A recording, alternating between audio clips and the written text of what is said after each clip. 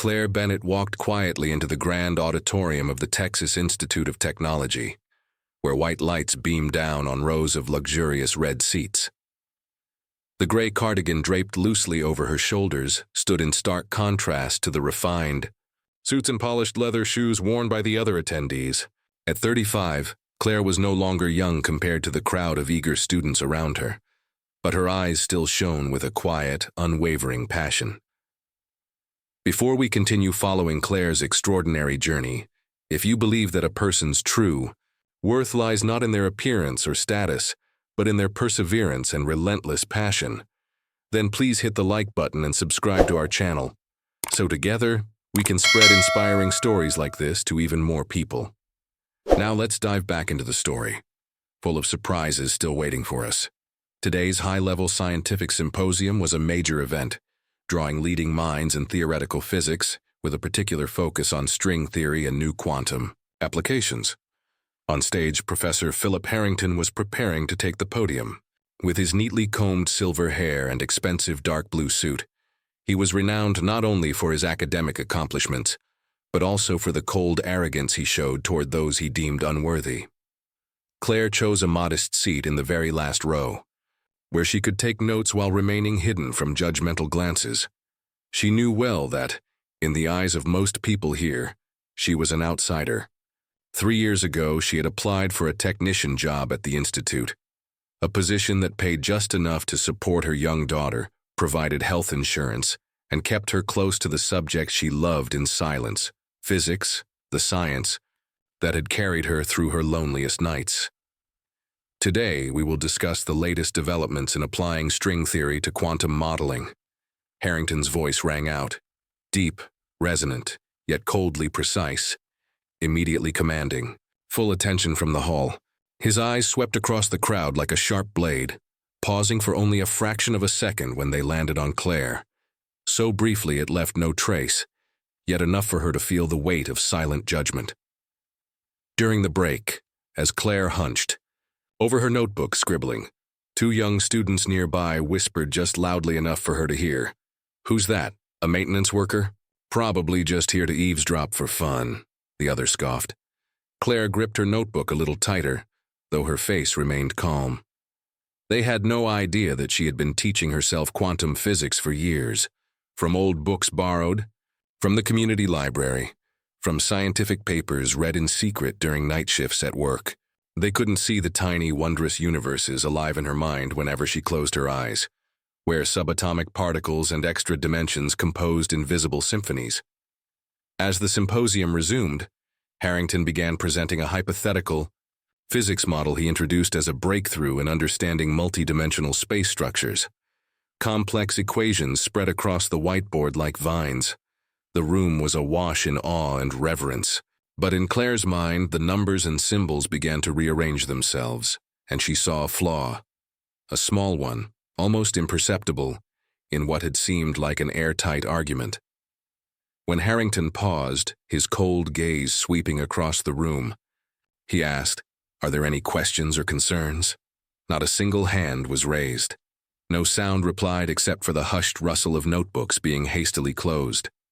Claire felt her heart pounding. A small voice inside urged her to stay silent, to retreat as always. But another part, one that had grown weary of always being dismissed, rose quietly, stubbornly. Her hand, almost against her own will, slowly rose into the silence of the auditorium, and that small, seemingly insignificant moment would become the spark for a sweeping reversal no one in that room could have ever foreseen. The entire auditorium seemed to freeze as Claire slowly rose to her feet, her hands still suspended mid-air. Professor Harrington's gaze, along with hundreds of others, turned toward her with a mixture of surprise, confusion, and a hint of disdain. He raised an eyebrow, half curious, half mocking. "Yes, madam?" Harrington asked, drawing out the words with a saccharine sweetness that bordered on derision. Claire swallowed hard, feeling the weight of every scrutinizing glance pressing down on her shoulders. But when she spoke, her voice was steadier than she had expected. "In the 4th transformation step, Professor," Claire said, her eyes fixed on the podium, The variational substitution appears not to have fully accounted for the boundary conditions within the subspace. Could this introduce instability into the overall model? A heavy silence fell. A few students exchanged whispers. Others let out muffled chuckles. On stage, Harrington paused for a beat, then gave a dry smile. "So," he said, elongating, each syllable deliberately, "our technical staff has taken an interest in theoretical physics today?" A ripple of laughter spread across the room. Claire felt heat rise to her cheeks, but she did not lower her gaze. After 3 years of cleaning these auditoriums, she had learned that sometimes calmness was the highest form of resistance. Harrington gestured toward the board. "If your insights are truly of value," he said, his voice so sweet it was almost cruel, "then by all means, show us." A laser pointer was handed to Claire. Dozens of eyes followed her every step like tiny, sharp needles pricking her skin. But as she stood in front of the whiteboard, facing the tangled web of equations, a strange calm settled over her mind. Symbols, numbers, variables, and physical constants began aligning themselves in her thoughts, like the final pieces of a vast puzzle. She took the pointer in her slightly trembling hand and marked the first line. Professor Harrington stood with his arms crossed, a smug expression of satisfaction, expecting a public humiliation. Some students whispered to one another. A few had even pulled out their phones, ready to record the spectacle to come. Claire began to reanalyze the transformation in Step 4, pointing out the oversight and applying the boundary conditions to the subspace. Her voice was quiet, but sure. Lines of notation and diagrams slowly began to fill the board, step by step, layer by layer. The giggles faded into stunned murmurs. The atmosphere in the hall shifted, like a gentle breeze stirring across a still lake. Claire didn't merely identify the flaw. She proposed a corrective path, a new composite transformation, to resolve the instability in the model. Professor Harrington blinked rapidly, gradually stepping closer to the board, eyes narrowing as he followed the complex transformations Claire was performing. When she completed the final line and set the pointer down on the table, the hall was silent. 1 heartbeat, 2 heartbeats. Then, from the front row, applause erupted. Tentative at first, then swelling, wave upon wave like a storm breaking across a restless sea. Claire stood there, not arrogant nor timid. She was simply herself, a simple woman, finally seen not just with eyes, but with genuine respect. Professor Harrington stepped forward. His face was taut, eyes fixed on the whiteboard as if desperate to find a flaw that could salvage the moment. But there was nothing. Every equation, every assumption, every deduction was impeccably correct. He cleared his throat. "An interesting analysis," Harrington said, each word falling like stone onto a cold tile floor. From the front row, Professor Elizabeth Chen, a theoretical physicist from MIT, rose, her eyes locked on Claire. "Interesting," she said, her voice sharp. "I think the more accurate word is brilliant." A fresh wave of astonishment rippled through the auditorium. Claire Bennett, the woman in a simple gray cardigan, once dismissed and pushed out of the world of great minds, had just shaken, the oldest walls of prejudice to their core. The auditorium seemed to hold its breath as Claire Bennett placed the final piece of chalk on the board. The tangled, complex symbols had now transformed into a neat equation, clear and luminous like sunlight streaming through a window. Professor Richard Harrington, who only moments earlier had stood proudly at the podium, now looked as though he had turned to stone. His eyes swept hastily over each line, desperate to find a gap, a mistake, a reason to deny the miracle unfolding before him. But the blackboard replied only with irrefutable silence. For what felt like an eternity, no one in the hall dared to speak. No laughter, no whispers, only the slow ticking of the wall clock punctuating each beat of a truth that was now blazing into clarity. A simple woman, wearing a gray sweater and frayed jeans, had just silenced a conference of elite physicists. Into the heavy stillness, Professor Elizabeth Chen rose.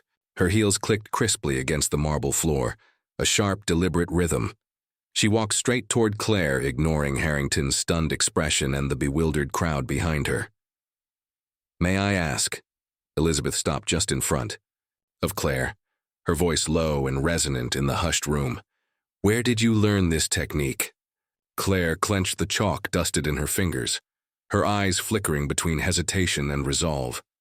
"I taught myself," she replied, lifting her chin slightly higher than when she had stood at the board. "Late at night, after shifts at the hospital. When my daughter was asleep, I sat at an old computer and read everything I could find." A ripple of awe swept through the room, no longer mocking but pure and stunned admiration. One student murmured, "That's impossible," and then fell silent, as though afraid to disturb the miracle just born. Harrington stood frozen, his stern face now pale. He wanted to reject it, to find fault, but couldn't. The blackboard, like an unseen judge, had rendered its verdict. Claire bent down and picked up a battered notebook from the front row, a notebook in which she had recorded every formula, every idea through long, exhausting, but never hopeless nights. Elizabeth looked at it as though it were a lost treasure. "Do you have more?" Elizabeth asked, her voice softening. "I have a lot more," Claire answered quietly but firmly. "But I didn't think anyone would care." "We care," Elizabeth replied, a rare smile gracing her lips. "A lot of people will care." A group of students began cautiously moving closer. They no longer looked at Claire as a stranger, but as a shooting star that had streaked across their once still sky. Elizabeth turned back to face the hall, her voice echoing with pride. "What you have just witnessed is rare. A brilliant mind, rising above circumstance, breaking through surface judgments to shine. This, my friends, is why we pursue science, to find truth, even when it comes from the most unexpected of places." The first applause came from a far corner, lonely, yet powerful. Then, like waves crashing on a summer shore, the entire auditorium rose, the clapping swelling, thundering like a summer storm. Claire stood still, her breath caught in her throat. Never in her 35 years had she felt her own presence so vividly. In a far corner, Harrington collapsed into a chair, his vacant stare following Claire through the crowd that now surrounded her. A bitter truth echoed in his mind. His arrogance had nearly buried a genius. Elizabeth leaned in toward Claire, her voice gentle but serious. "MIT has a special fellowship program. No degrees required, only talent. Would you consider applying?" Claire's eyes widened, her body freezing in disbelief. I never dared to imagine it." "Now you should," Elizabeth said with a warm smile, her gaze soft like the evening sun. A breeze drifted in through the window, carrying the faint laughter of young students. Outside, the Texas sky was painted in radiant gold. Claire stepped out, still clutching her worn notebook as if it were a passport to a whole new world. As she descended the weathered stone steps, a young student rushed after her, cheeks flushed, with nervous energy. "Ms. Bennett," the girl called out, her voice trembling. "I'm studying engineering. I'm from a small, rural town, too. People told me I'd never make it here. But today—" She paused, her eyes lighting up like a newborn star. "Today I believe I can." Claire slowly smiled, a simple smile, but one as profound as late autumn. She placed a hand on the girl's shoulder, gently, like a quiet blessing. "Don't let anyone define your worth by appearances," Claire whispered. "The world needs people who dare to believe in their own path." The golden Texas dusk spread, over rooftops, streaming through every crack, every blade of grass. And in that soft light, two women, one who had just reclaimed a dream and one who had just discovered faith, smiled together, warming a sky on the edge of night. 6 months later, on a crisp autumn morning, Claire Bennett stood before her very first class as a special teaching assistant in the Department of Applied Physics. Her familiar gray cardigan now draped over her shoulders like a symbol, not a mark of ordinariness, but a quiet reminder of the arduous journey she had overcome. The classroom was modest, holding no more than 30 freshmen, but the eyes that turned toward her were filled with eager respect.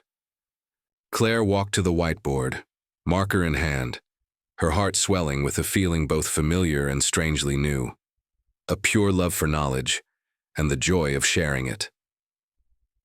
"We'll begin with a simple problem on coordinate system transformation," she said, her voice calm yet firm. Her hands moved naturally, and the mathematical symbols bloomed across the board like a dance she had rehearsed thousands of times in her imagination. Every eye followed closely. Pens scribbled furiously. Claire no longer had to hide her intelligence. She had stepped into the light, and this time she told herself she would never retreat into the shadows again. At the back of the room, a small framed female student raised her hand. Claire nodded immediately, remembering herself just a few years earlier, sitting quietly, hesitant, afraid that her question might sound foolish. "Miss Bennett," the girl said, her voice trembling, "if we're in a three-dimensional space, and we change the base system, then—" The question trailed off, but Claire smiled encouragingly. "Don't be afraid," she said gently. "It's exactly questions like these that lead to the greatest discoveries." The room seemed to exhale. The air grew warmer, filled with quiet encouragement. Claire answered with complete dedication, not just explaining dry theory, but inviting her students to sense the delicate beauty behind the numbers. When the lesson ended, students gathered around her, notebooks open, questions flowing. Claire listened patiently, answering each one with care. In that moment, she was no longer a woman struggling against prejudice. She was a part of the flame that inspires, planting seeds of hope in the bright young minds before her. Out in the hallway, Elizabeth Chen leaned casually against a brick wall, quietly observing. Her eyes sparkled with barely hidden satisfaction. As Claire stepped out, Elizabeth smiled and held out an envelope. "Congratulations," she said. "Your paper on quantum optimization was just accepted by the Journal of Applied Physics, and this—" She gave the envelope a small shake. "An invitation to speak at the International Physics Conference in Geneva." Claire froze. She took the envelope, her hands trembling. The dream she once thought would forever remain a scrawl in an old notebook was now taking solid form before her eyes. Elizabeth gently touched Claire's shoulder, her gaze sincere. "You proved everything. Not through titles, not through status, but through talent and persistence." Claire looked up at the clear blue sky above the university grounds, where the maple leaves were beginning to burn red. A soft breeze stirred, lifting a few pages from her notepad. But this time, Claire no longer feared the wind would carry away what she held dear, because everything that truly mattered, she now carried firmly within her. As she walked down the high corridor, she caught her reflection in a window pane. A simple woman, still wearing that gray cardigan, still tying her hair low. But now, her eyes radiated an unshakable confidence. Outside, students gathered on the lawn, laughter echoing through the autumn air. In a far corner, a group of undergrads were animatedly discussing that morning's lecture, terms from advanced physics woven between stories of everyday life. Claire smiled and walked on, her heart light. She knew the road ahead would still hold challenges, but this time she would not walk it alone. She carried with her dreams awakened, faith restored, and a generation of youth now looking to her as a quiet beacon of guidance. And in Claire Bennett's heart, for the first time, in many years a single thought rang clear. I belong here, truly belong. 3 months later, on a chilly year-end morning, the grand hall of the International Institute of Science in Geneva glowed with light, packed with the world's leading physicists. Flags of various nations fluttered across the cobblestone square. Outside, their colors mirrored on the deep blue surface of Lake Léman in the distance. Inside, amidst the low hum of conversations, the name Claire Bennett circulated again and again, an intriguing enigma among a sea of established names. Claire stood backstage, adjusting the neat stack of notes in her hand. Her familiar gray cardigan had been replaced with a simple yet elegant ash blue blazer. No elaborate makeup, No dazzling jewelry, only the light in her eyes, carrying the vast sky of dreams once buried deep within her. From afar, Elizabeth Chen gave her an encouraging nod. Claire inhaled deeply, feeling the crisp air seeping through the door to the auditorium, then stepped out. The stage lights poured down, highlighting her small frame against the blue backdrop. A soft murmur rippled through the audience. Veteran professors whispered among themselves. A few frowned. It was hard to believe that such an unassuming woman was the author of the research that had rocked the quantum physics community for months. Claire set her notes on the wooden podium and lifted her head to meet the hundreds of gazes fixed on her. Not all of them believed in her. Some were no doubt waiting for her to falter, to fail, as a confirmation of their unspoken biases against outsiders. But Claire knew she had nothing to prove to them. She only had to do what she had always done, let her work speak for itself. "Good morning," Claire began, her voice ringing clear in the stillness. "I am Claire Bennett. Today, I would like to share with you a new approach to analyzing multidimensional quantum systems." Without wasting a word, without missing a beat, she guided the audience into a world of groundbreaking ideas, where complex transformations unfolded into elegant structures, where seemingly insurmountable mathematical barriers were dissolved through pure intuition and relentless passion. At first, skeptical eyes lingered, but slowly, as the diagram she drew on the screen grew clearer, as her transformations were laid out with crystalline precision, as her explanations simplified concepts even seasoned experts struggled with for years, the skepticism turned into astonishment. An elderly professor leaned toward a colleague and whispered, "She's condensing a decade of research into a single presentation." A young scientist sitting near the back stared at the stage as if witnessing a miracle. Claire barely noticed the nods of agreement, the attentive eyes following her every move. She was living fully in the moment, just as she had during those nights at her tiny kitchen table, sketching lines and symbols into a battered notebook, not for recognition, but for the pure love of knowledge.